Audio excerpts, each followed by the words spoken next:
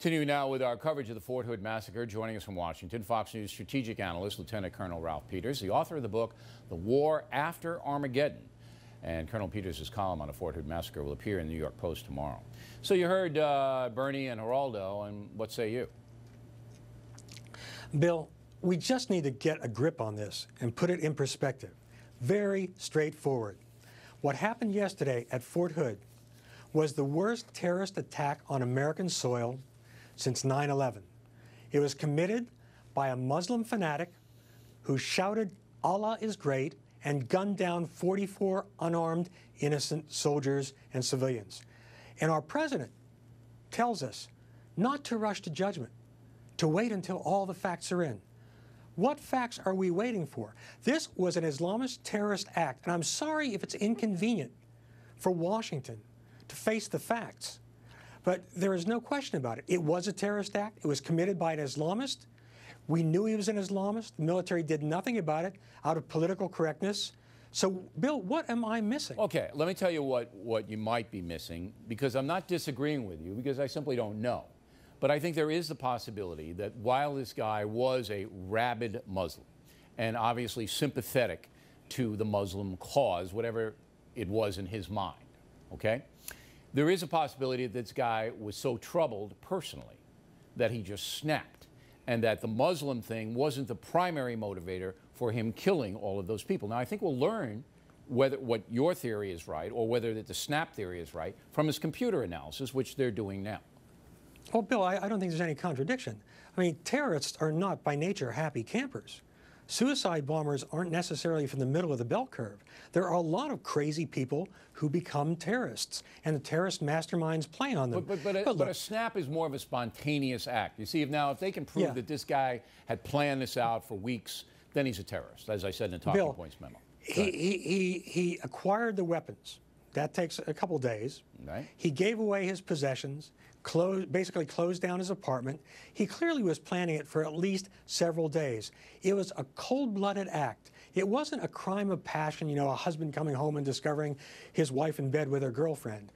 This was something very, very different. It was a terrorist act. Now, you don't have to be plugged directly into Al-Qaeda to be an Islamist terrorist.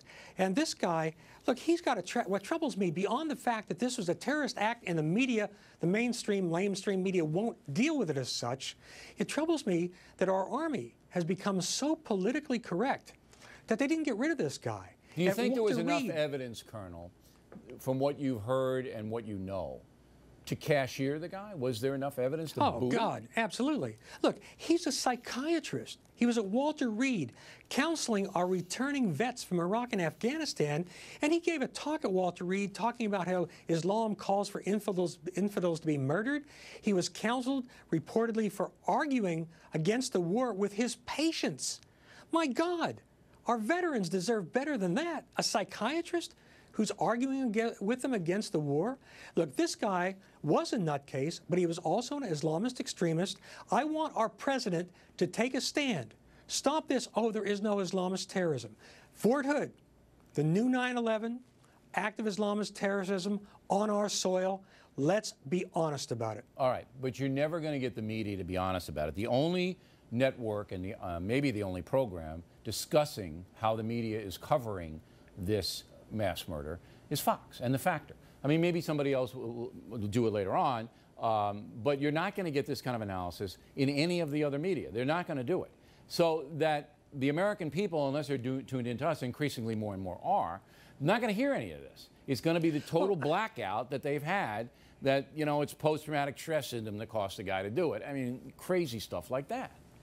Yeah, well, first of all, the charge that, you know, he was harassed and he broke. Good God. You know, every soldier goes through a little harassment, but let me tell you from personal experience, if there's harassment toward a minority or a religious minority in our military, man, your career is over for harassing him. And this guy filed a charge that there was no foundation to the charge.